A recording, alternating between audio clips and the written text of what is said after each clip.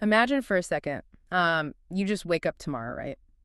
And out of nowhere, you receive this massive, completely unexpected windfall of cash. Oh, like life-changing money. Yeah, exactly. Generational money. Okay. What is the very first thing you do?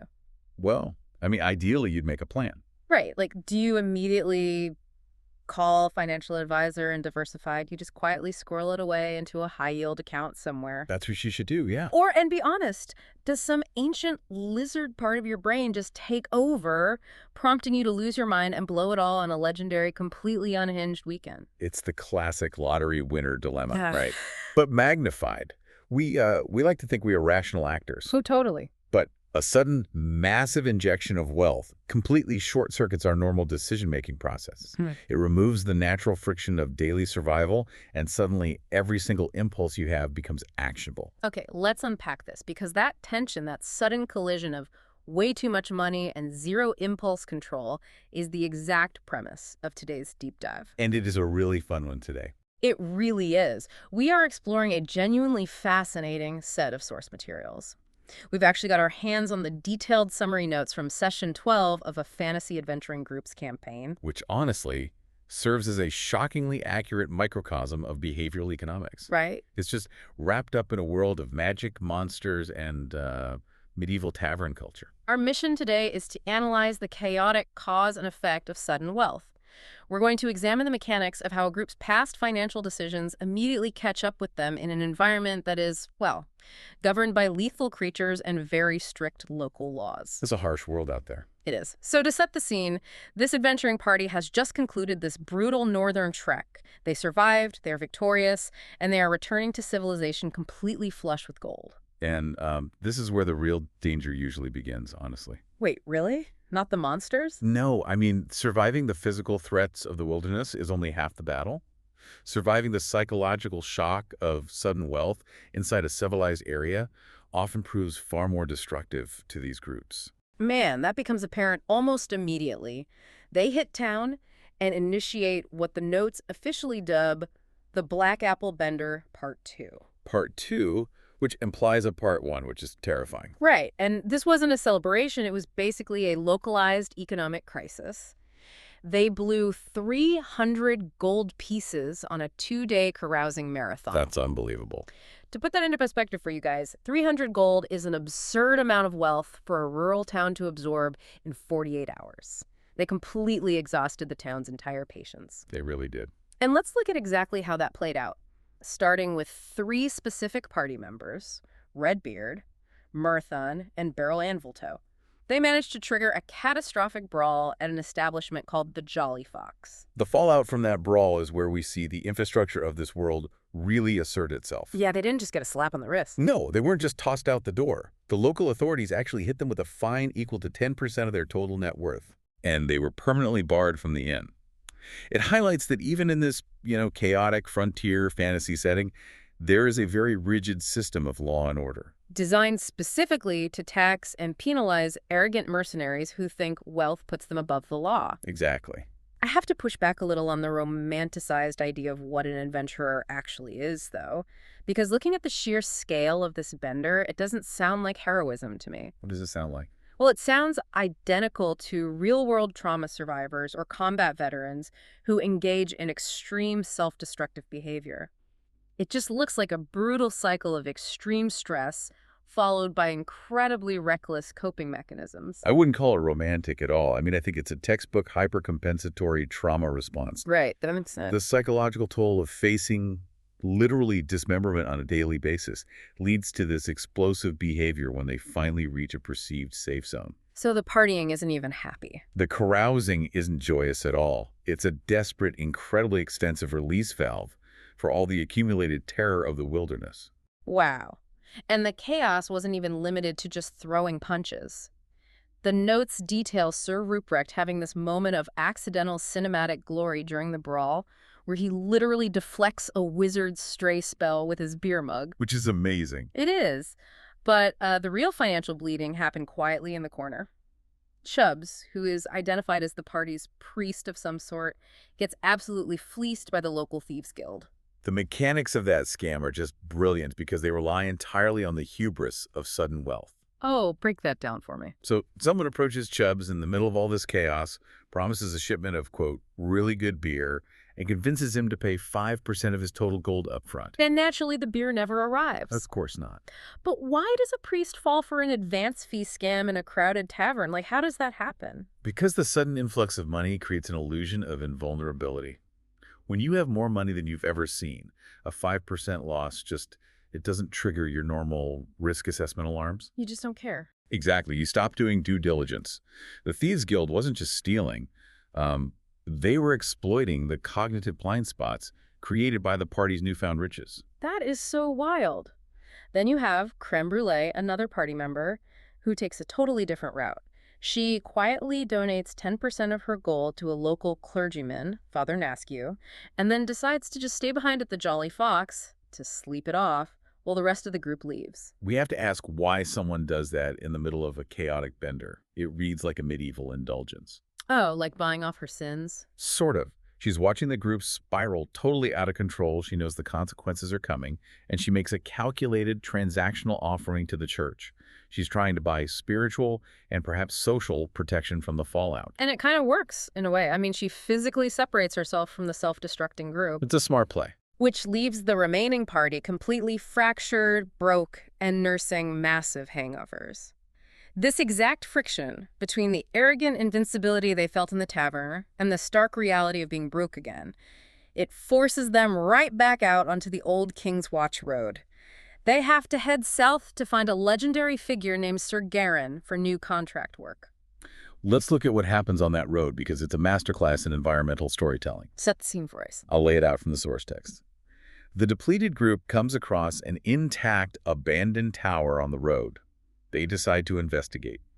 Up in the dark rafters, they find a skeletal hand, and it is still tightly clutching a heavy coin purse. It's basically a neon sign from the universe screaming, "You can't take it with you." No, totally. So they loot the purse, obviously, because they're adventurers. And among the generic coins, they find a silver medallion of St. Turian, who is the patron saint of travelers. And sitting right below the rafters on the ground floor of the tower is a weathered statue of that exact saint. This is where the group's psychology pivots violently. The town where money solves problems is just gone. Yeah. They are faced with the absolute indifference of the wilderness, where a skeletal hand holding gold is a meaningless absurdity. The reaction from Chubbs, our scammed priest, is so telling here. The notes quote him directly. He looks at the statue, looks at the skeletal hand, and says, "I am a priest. I got a weird feeling about this. I'm placing a silver piece at the feet of St. Turian to keep the bad vibes away." It's a moment of profound superstition, completely overriding their mercenary logic. It reminds me of the whole karmic bank account concept. Have you ever had a night where you behave terribly, spend way too much money, and the next morning you are aggressively polite to a barista and leave an outrageously generous tip in the tip jar? Oh, definitely. We've all been there. You know your karmic account is massively overdrawn from your bad behavior, and you're just desperately trying to buy back a little bit of grace? The tip jar is one way to look at it, but let's take that a step further into raw survival. It's not just guilt. Chubbs is making a transactional plea to the environment not to let them die that day. Like a bribe to the universe. Exactly. The tonal whiplash here is the entire point. Just hours prior, they were tearing apart an establishment, acting like minor gods because their pockets were full. No. Confronted with a physical reminder of mortality, they instantly revert to this fearful caution.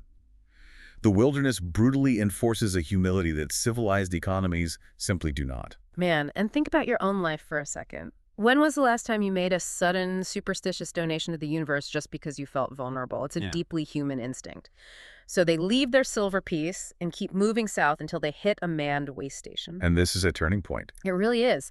This is where they finally gather intelligence on Sir Garin, the man they're traveling to beg for work. And this is the exact moment they realize how their tavern bender didn't just cost them money, it actively sabotaged their future. Because Sir Garin is not your average employer.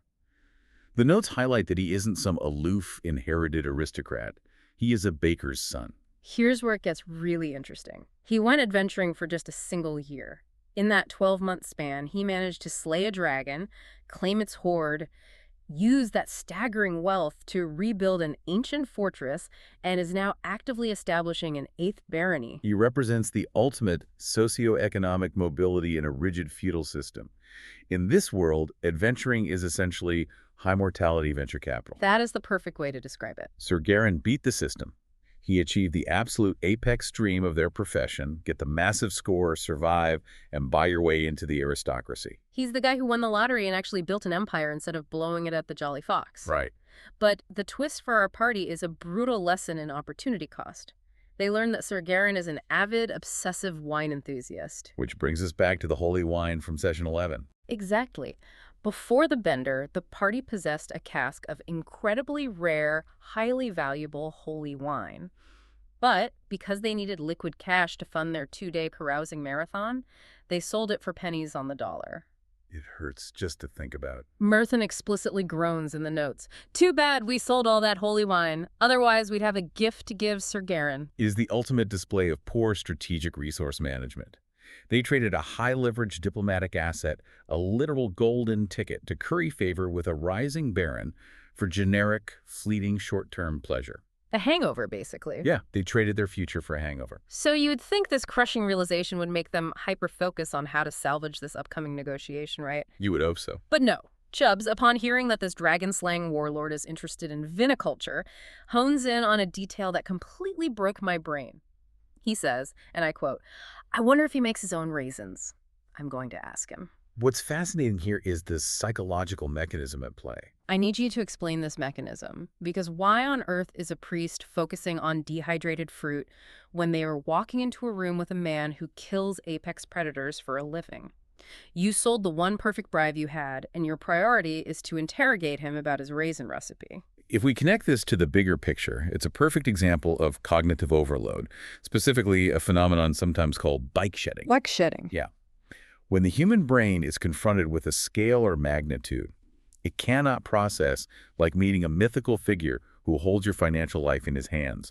It panics and latches onto the most trivial, mundane detail available just to feel a sense of control. Oh, wow. Okay, so it's like securing a one-on-one lunch with Warren Buffett to pitch your startup. And because the pressure is so astronomically high, you freeze and spend the first 20 minutes asking him what his favorite brand of athletic socks is. That's exactly it. Your brain literally cannot process the magnitude of the opportunity, so it forces you to talk about socks. Precisely. Chubbs is trying to find a relatable domestic angle to a man who represents an intimidating, almost alien level of success. It completely humanizes the anxiety of the adventuring experience. Well, armed with nothing but questions about raisins, they finally arrive at the chaotic, active rebuilding site of Wyrmslayer Keep. Empty-handed diplomatically, they are forced to rely on cold, hard mercantile value. And we see the mechanics of a frontier economy take over here. They meet Captain Barak of the North Watch and immediately engage in transactional violence. Right, they cash in on past deeds first. They turn in 8 gerblin ears they collected weeks ago, which the notes indicate nets them a 40 gold reward. Just to clarify for anyone unfamiliar, gerblins in this setting are essentially hyper-aggressive, goblin-like nuisances, and their ears act as a literal pest control currency. It's walking around money. But then Barrow Anvolto steps up, and we actually see some competent negotiation. Final. Yeah. He secures a highly lucrative 2-part hazard contract. The Keep pays them 200 gold to remove the source of those gerblins, plus a 10 gold bounty per additional ear. It's not bad. And, on top of that, they secure 300 gold to eliminate bandits disrupting the local supply lines. So they are back in the money, or, well, at least they will be if they don't die trying to collect it.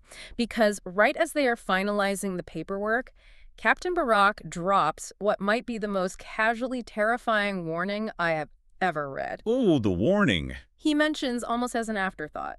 Now, I should warn you that if you are walking around in the woods, the stone lizard is wandering in there. Oh, it's just a lizard that turns you to stone. You can just ignore it. Just ignore it. The phrasing reveals so much about the sociological state of this region. It is absolutely unhinged. It's the exact equivalent of a real estate agent walking you through a beautiful, pristine new house, and right as you have the pen in your hand to sign the mortgage, they say, "Oh, just a heads up. The house is built directly over an active, shrieking hellmouth. But honestly, if you just ignore the screaming walls, the natural light in the kitchen is fantastic." That's spot on. How do you ignore a creature that instantly turns you into a lawn ornament?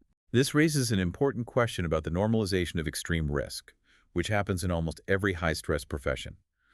We're looking at the concept of hazard pay versus actual existential threat. Right. For the locals and for Captain Barak, a creature that literally petrifies human beings, has been downgraded from a lethal crisis to background noise. Which is terrifying. Human beings possess a terrifying ability to acclimate to danger. To them, the stone lizard is just a patch of bad poison ivy or a dangerous pothole on the commute. I want you, the listener, to think about your own workplace right now. What is the stone lizard in your office? What is the massive, glaring, systemic risk or toxic problem that everyone has just casually learned to walk around and ignore? Because every environment has one. And identifying those hidden risks brings us to the final and perhaps most vital phase of their arrival. After securing the contracts and the warning, the party settles in for the night at Mistress Garland's tavern, which is described as a rough hangout for the local guard. Here they transition from raw, physical contracts to the secondary market of adventuring local gossip. Crucial step. They sit back, they eavesdrop, and they pick up three very specific rumors floating around the tavern. First, guards are talking about a big porcupine in the woods. Second, the local Sweetwater, which seems to be a vital, perhaps magical, natural water resource for the area, is mysteriously losing its sweetness. And third, there is a strange figure known locally as Old Green Thumbs, who returns every single night pushing wheelbarrows completely full of unknown plants. It is very easy to dismiss idle tavern gossip as flavor text, but from an economic standpoint, this is pure information arbitrage. Wait, break that down for me. How does eavesdropping on guards translate to arbitrage? Arbitrage is essentially taking advantage of a price difference between two or more markets. Yeah. In this world, the adventurers aren't just listening to spooky campfire stories, they are actively identifying market inefficiencies before anyone else does. Oh, I see. The guards are complaining about problems, but the adventurers are pricing out the solutions. Right, so the big porcupine isn't just an animal, it's a mutant beast that will eventually threaten a caravan, requiring a premium 100 gold contract to remove. They're getting in on the ground floor of that crisis. Exactly. And the Sweetwater issue is even bigger. If a vital local resource is failing, that implies an ecological disruption or a magical curse. Which pays big money. That isn't just a quest, it's an economic crisis, waiting for a monopoly provider, the adventurers, to swoop in and solve it for an exorbitant fee. Old Green Thumbs is a wild card, a mystery that might yield rare alchemical ingredients. By simply listening, they are mapping out the macroeconomic landscape of their new environment, preemptively positioning themselves where their violent skills will be in highest demand. So what does this all mean when we pull back and look at the entirety of Session 12? This deep dive reveals an intense, unyielding cycle of cause and effect.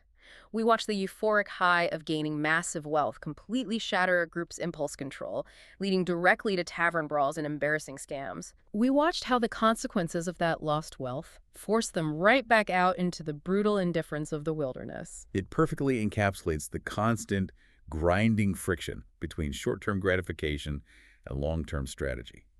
The consequences of treating wealth as a toy rather than a tool echo through every subsequent decision they are forced to make. They have to go face petrifying lizards and armed bandits just to earn back what they drank away in 48 hours, wishing the entire time that they hadn't sold their absolute best diplomatic leverage, their holy wine, just for a few pints of fake beer. The opportunity cost of their bender is the true villain of the story. And that brings us directly to you listening right now.